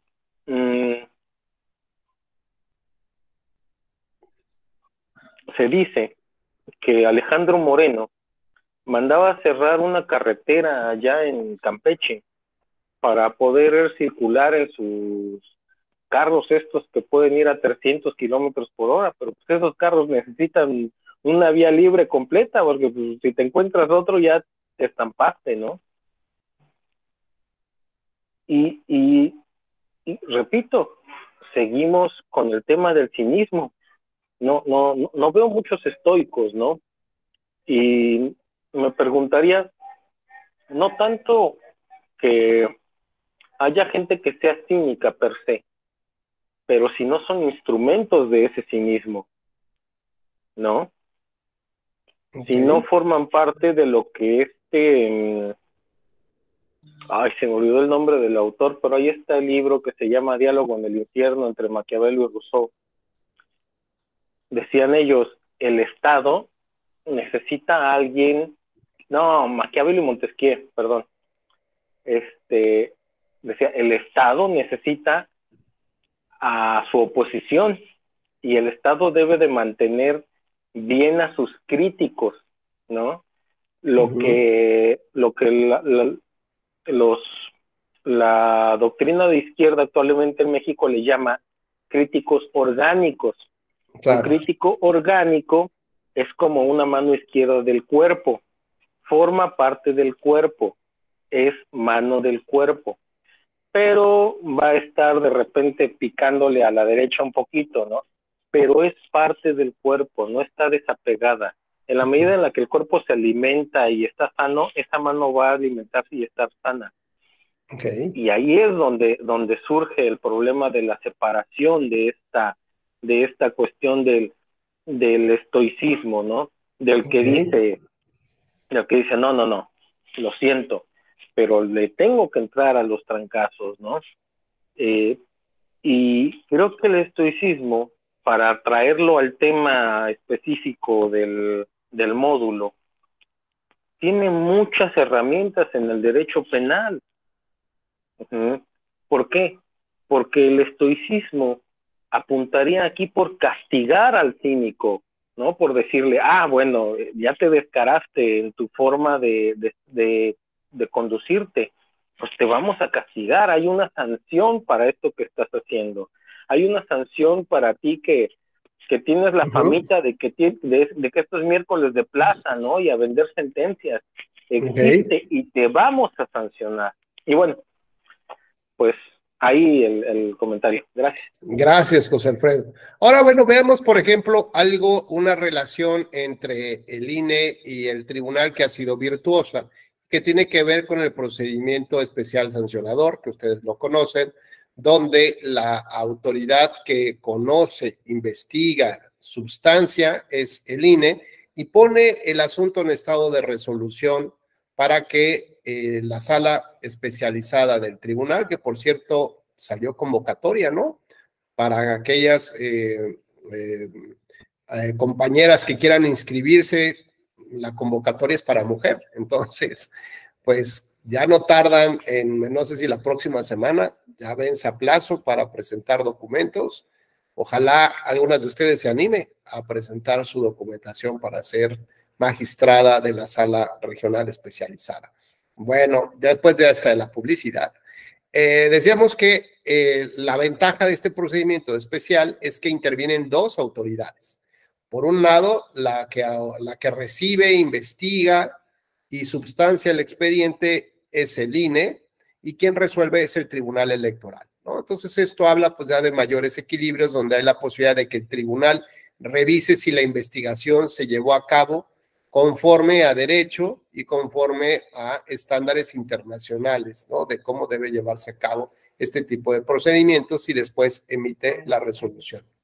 En su caso, el propio INE, digamos, el Consejo General, puede determinar, las comisiones correspondientes, puede determinar medidas cautelares, es decir, algunas acciones que provoquen que no se continúe con la irregularidad, como es bajar a un espectacular o bajar un spot de la radio o la televisión, etcétera, ¿no? Por ejemplo.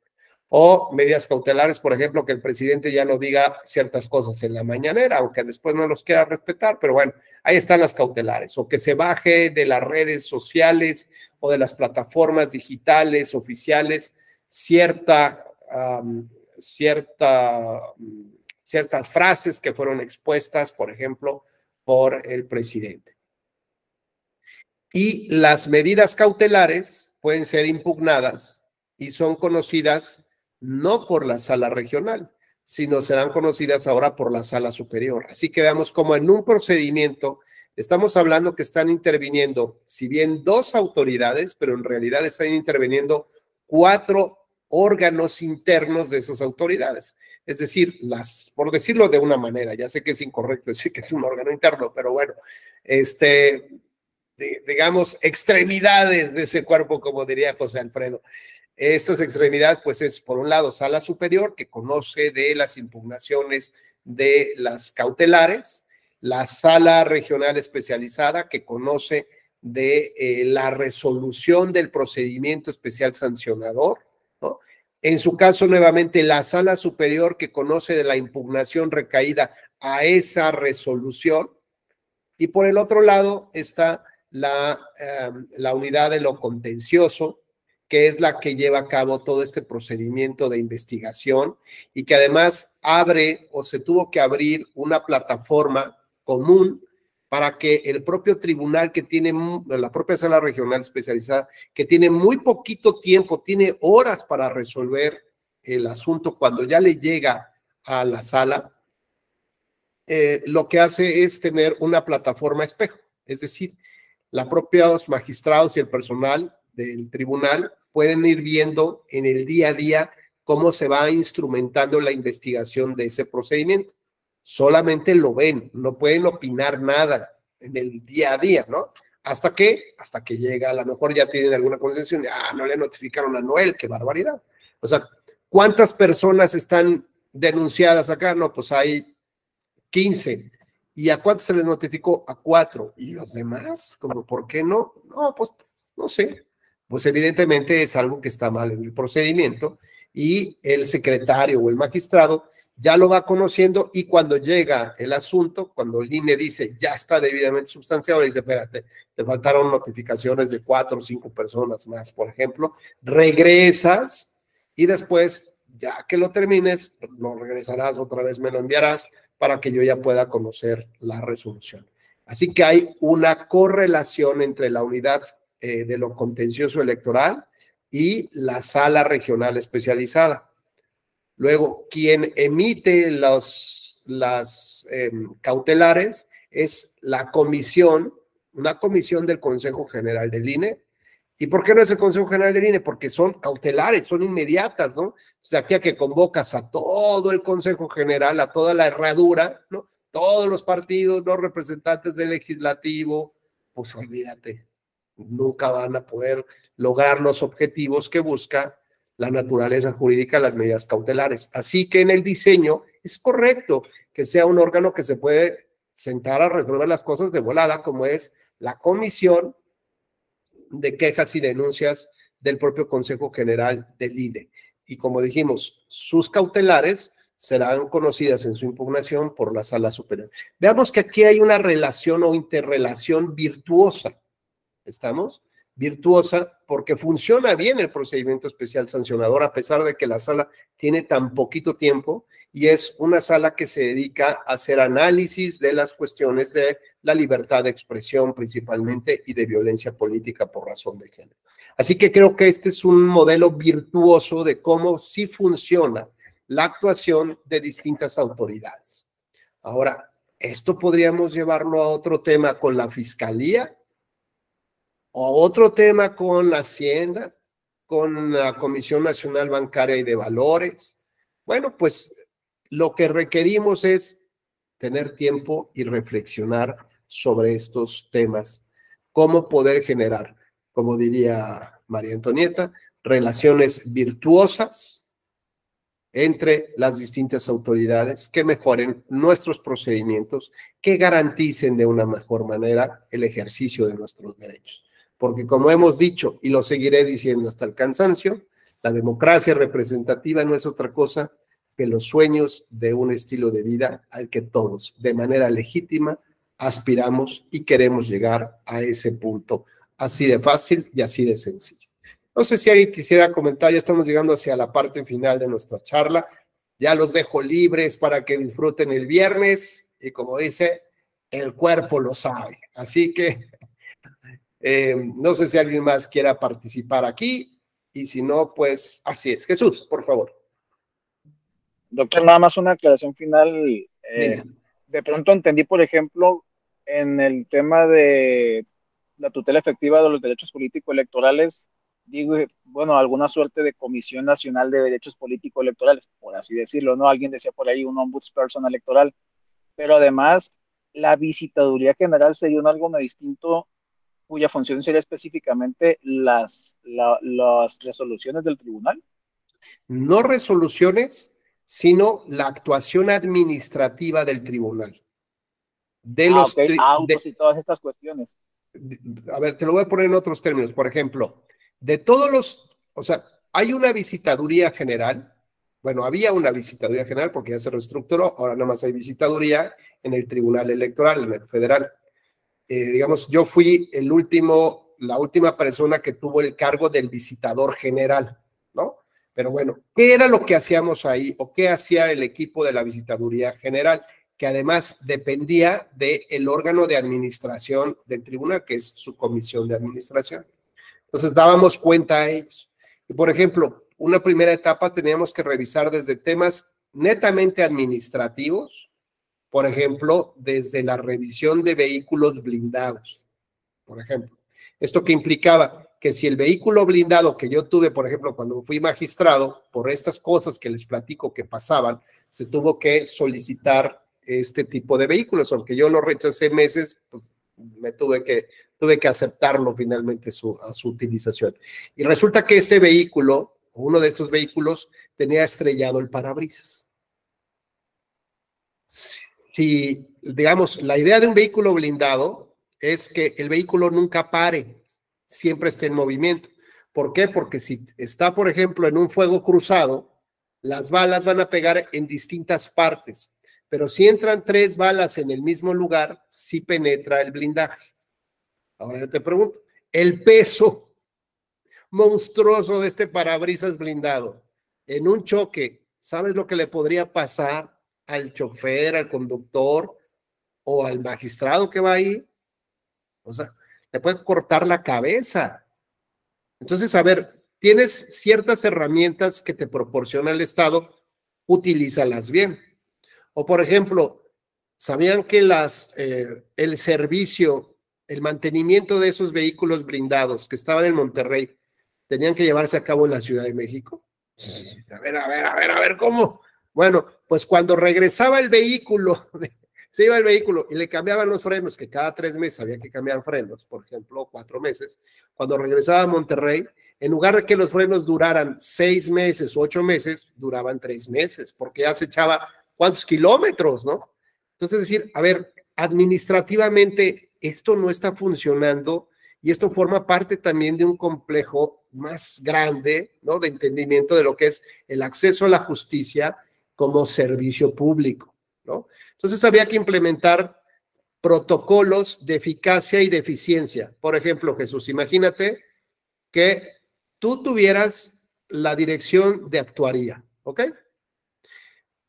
2 días antes de las elecciones, los consejeros del INE dijeron, y si perdieron su credencial, acudan ante el tribunal porque el tribunal les va a dar copia certificada de los puntos resolutivos de su sentencia y con eso van a poder votar. Entonces todo el mundo dijo, yo no tengo credencial, y se fueron al tribunal. Imagínate, Jesús, que tú tienes esa dirección y recibieron 5,000 asuntos, ¿de acuerdo? De esos 5,000 hay, vamos a ponerle bajita la mano, 1,000 asuntos que prosperaron y que tienes que notificar en menos de 48 horas. Tienes solamente 5 actuarios y tienes 8 estados de la República, 8, en los que tendrías que transportar, ¿no? Y solamente 2 carritos para poder llevar a cabo 1,000 notificaciones. ¿Y sabes qué, Jesús? Si uno de ellos no recibe la copia certificada y no puede votar, va a presentar una queja administrativa en contra del magistrado presidente o del magistrado, y eso va a prosperar, y hay responsabilidad. ¿Cómo? Te platico esto porque fue en los hechos, ¿eh? Así ha pasado. Entonces, ¿y qué hago? ¿No? Bueno, lo que necesitas es que esta visitaduría general, junto contigo, organice protocolos para evidenciar dónde hay posibilidades de riesgo institucional, riesgo externo, riesgo interno, o se te enferma un actuario, ¿qué haces? Entonces empiezas como hacer a diseñar, fodas, los humanos. Exacto, empiezas a diseñar estrategias de qué es lo que tendrías que hacer y anticiparte. Por ejemplo, que la Sala Superior emitiera un acuerdo donde autorizara a que las salas que no estaban trabajando en ese momento pudieran desplazar a sus actuarios, o que hubiera acuerdos con convenio con el Consejo de la Judicatura Federal para que ayudaran a hacer las notificaciones. O, por ejemplo, pues ya tener la notificación electrónica. O, por ejemplo, el correo electrónico. Es decir, tienes que empezar a ver hacia dónde vas a moverte, porque puede llegar un punto en que, imagínate, pues ninguno de los actuarios fue a trabajar. Y entonces, oiga, magistrado, ¿qué hacemos? Pues no sé, esa es tu chamba. Y resulta que 5,000 personas, ¿no? Pues no pudieron votar. No, hombre, se te arma el drama enorme. Y además, si en esas votaciones la diferencia fue de 10 votos, imagínate 5,000 que no fueron a votar. No, bueno, hombre. Bueno, no solamente se trata de hacer este análisis y balance de riesgos, ¿no? Y de cómo generar protocolos con los tramos de responsabilidades para poder solventar los compromisos como digamos, de acceso a la justicia y efectivamente como una especie de servicio público. Pero adicionalmente vigilabas, por ejemplo, cómo se integraban los expedientes. De pronto decían, es que no está el acta de la casilla fulana de tal, no fue aportada, y ahí estaba. Entonces decías, a ver, ¿cómo estuvo esto? No necesariamente el criterio, eso no podíamos nosotros tocarlo, pero podías empezar a ver, oye, y resulta que aquí este magistrado tiene puras obras de arte, oye, pues como que está medio extraño, ¿no? ¿No? Y ahora resulta que viene puro Mercedes-Benz y así, pues, pero ¿cómo o qué? Y empiezas a ver como cosas que normalmente no deberían de funcionar así en un tribunal, ¿no? Con los sueldos, con los puestos, o de pronto decías, ¿dónde está el personal? Pues nada, que de sus 10 abogados que había, pues resulta que en realidad había 5 presenciales y los otros 5 pues eran voladores, ¿no? Eran aviadores que les estaban entregando dineros a los jefes o que tenían a la novia o al hijo, el nepotismo, y esas son cosas que no deben de funcionar en un tribunal. Por eso es que cuando llegaba el visitador general, todo el mundo se enfermaba, se desmayaba, ¿no? Se le subía la presión, taquicardias, y decías, pero, o sea, no soy tan malo, no, al contrario, vengo a colaborar con ustedes, ¿no? Bueno, pues esto independientemente de que podía llevar a cabo procedimientos sancionatorios, de investigaciones sancionatorios para magistrados por conductas irregulares. Así que bueno, pues imaginemos que tenemos esto para todos los tribunales del país, los electorales, porque ahorita no hay nadie que lo haga. Pues hasta aquí los comentarios. Gracias, Jesús, Noel, Delfino, Jorge, José Alfredo, Luis, María Antonieta, Leila, muchas gracias, Raúl. Pues les deseo que tengan una excelente noche, pásenla bien con su familia, que tengan mejor fin de semana y espero que nos volvamos a ver muy pronto. Gracias, profe, como siempre, un gusto sus clases. Igualmente.